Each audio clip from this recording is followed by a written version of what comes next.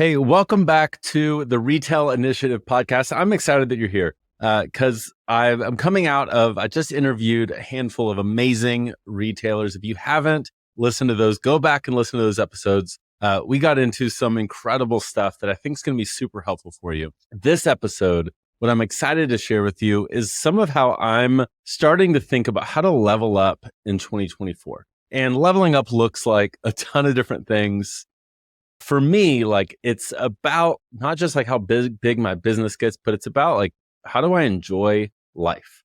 Like how am I having fun? Like if we're not having fun building a business, why are we doing this? And so when I'm looking at 2024, I want to think like, okay, how can I build the business that I want that will fuel the life that I want? And so if you're into that, if you're like, yes, I want the exact same thing, I think this episode is going to be encouraging for you. And I know we're several weeks into 2024, but if I'm honest, like maybe it's like me almost acting like an Enneagram 8, which side note, I think I might be an Enneagram 8. It's a identity crisis. I'm a 3, but I could be an 8. I don't know. So if you're into that and you ever want to jam on it, shoot me a DM and I would love to jam on it. But I've never loved New Year's resolutions. And I think it's because I'm impatient. I'm like, why wait till January 1? I'm going to do it right now. Like right now is the time to begin. And so I'm just always never really done a lot, but there's also some value to clicking reset on a year and saying like, okay,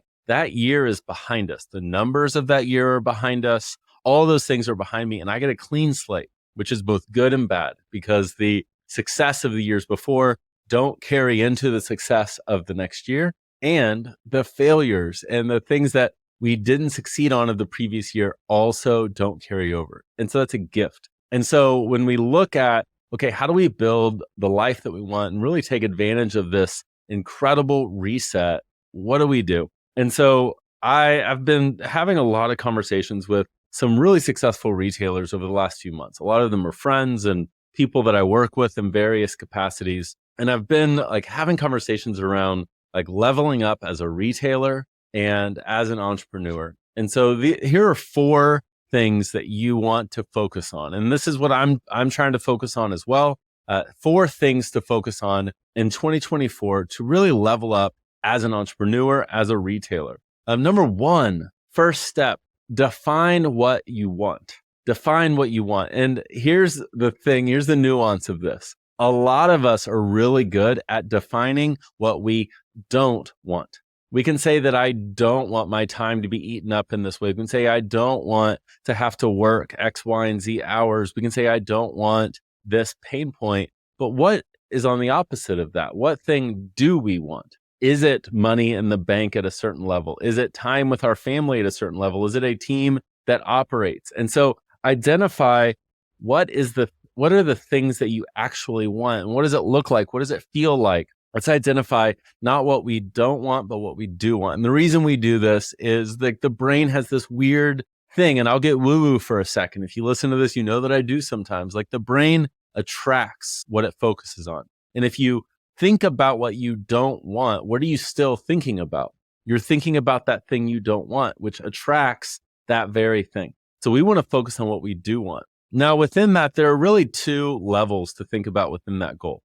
There are leading indicators and there are lagging indicators of results that we might want. And a lot of times what we do is we tend to define only the lagging or only the leading when really there's a hybrid of both. And so what I mean here is like an easy example is a lagging indicator would be losing weight. A leading indicator would be going to the gym, would be making more money or making more money. My brain's already way ahead. Would be going to the gym, would be eating healthier and those type of things. It's the activity that leads to the end result. But what a lot of us do is we talk about the fact that we want to make more money. We want to have this team. We want to have that. But in a way, that is a leading indicator of these other things in life that we actually desire. The money, the team, all of these things really show that we're able to have time with our family, freedom to make decisions around X, Y, and Z. And so it doesn't mean that either of those are wrong, but it means we just want to know what they are. And so a good way to do this is start with the goal that first comes to mind. I want to make $1 million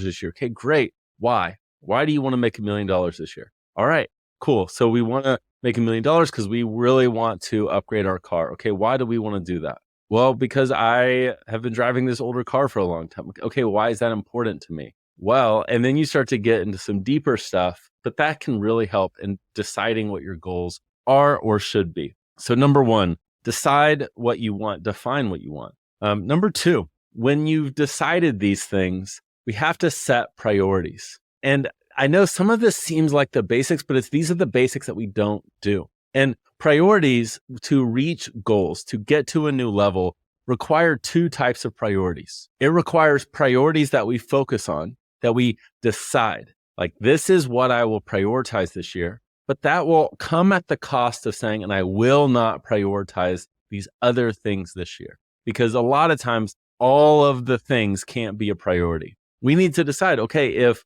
growing my online sales is a goal this year, then I'm not going to work at X, Y, and Z this year. We need to prioritize which things we want to do. And it doesn't mean that we can't get to all of them. But typically when you say yes to one thing, you are saying no to something else. And the mistake that we make is a lot of times when we don't set clear priorities for ourselves, we passively end up deciding to do the most pressing thing that just hits you in that moment. And we go through life and we go through business passively attacking whatever fire falls in our laps and not focusing on the priorities to fuel the goals that we want and building the business that we want. And so, we've said like, okay, this is what I want. We've said, okay, this is what I need to prioritize to get there and what I need to not prioritize to get there, the things I'll say no to. The next thing, and this is the most challenging. And if I'm honest, this is probably the number one most common trait among successful retailers we work with. It's how we control our time. Just an example, like I do these free strategy sessions where I dig into people's businesses and we talk through their goals and all of that stuff. You know what's funny is, who the only people are that ever no-show those calls? It is retailers below a pretty low revenue threshold. When I have retailers that are doing 1, 2, 3 million, they never no-show that call. Why? Because they have control of their calendar. They control their schedule. And that takes like blocking time off and not being passive around what you do. Now, the interesting thing around controlling our time is, and I remember, when I was early in business, like I was the dude always working from my phone. I was all over the place. Like my priority list was set by what emails I got in that moment. This isn't something that I've always been good at. Like this was a journey. This took a long time. And what's fascinating is when you're in the middle of that, you think that growth will lead to being able to control your schedule better. You think that once we grow, once I have X, Y, and Z team, once I have these things in place, I'll be able to control my schedule. But here's what's fascinating, is it actually is the reverse. By controlling your time and controlling the things you put your energy towards, that is what produces the growth. It's not the other way around. And so if you leave with anything today, this is it, is look at your calendar. And this does go back to the priorities and the things that we prioritize versus not. Because a lot of times what we end up doing is we are so short-sighted around like the things to pay the bills that month, the things to take care of whatever feels the most pressing, that we aren't thinking about the bigger goals that we've set. So an example of this is like someone who's like, yes,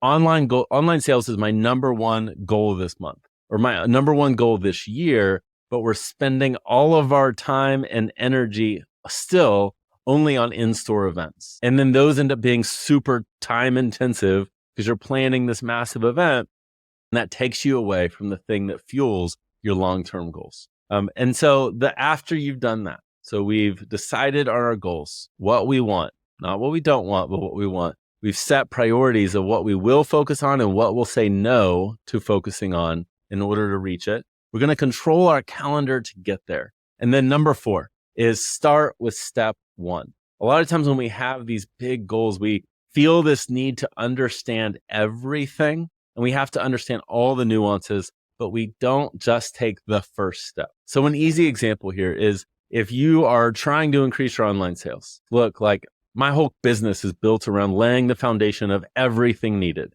from the traffic generator to a site that converts and represents the brand well and the things that get people coming back. Like I'm all about focusing on all of it. I've built a whole program built on it.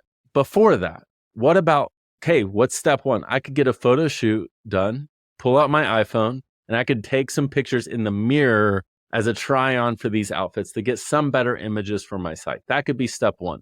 Or step one for you might be, I could update my site to have a better hero image with copy that is going to make my customer land and feel like someone understands them. We could take some simple first steps before we go and tackle all the big things. I'm not saying there's not room for that. There definitely is. But don't let yourself get in that mode where it's like, I can't do anything until I can do everything. It's kind of like when you're in the middle of the holidays and you're like, I'm going to drink what I want and eat what I want because in the new year, I'm going to work on losing weight. Well, it's like, well, you could make some good decisions in December, even if you're enjoying yourself during that. We don't have to wait till January to make some better decisions. So that is my encouragement to you. These are the things I'm thinking through as I look ahead to 2024. I hope these last few weeks have been good for you, and I can't wait to see what's next. I honestly believe that this is the best time ever to be in retail because it's challenging, but that means that it's challenging for everyone. And if it's challenging for everyone, that means the people that have the right strategy and the right plan will come out ahead. So here's to your success in 2024. Thanks for listening to the show. Grateful for you. My big request, leave a review or share this on your feed or whatever. It's how it helps me get in front of more retailers and impact more people, which is my big word of 2024 is impact with our clients, with my world, like with you listening, whether you ever become a client or not. My goal is that I can impact your business and your life in some meaningful way. So I'm grateful for you. Can't wait to see you next week.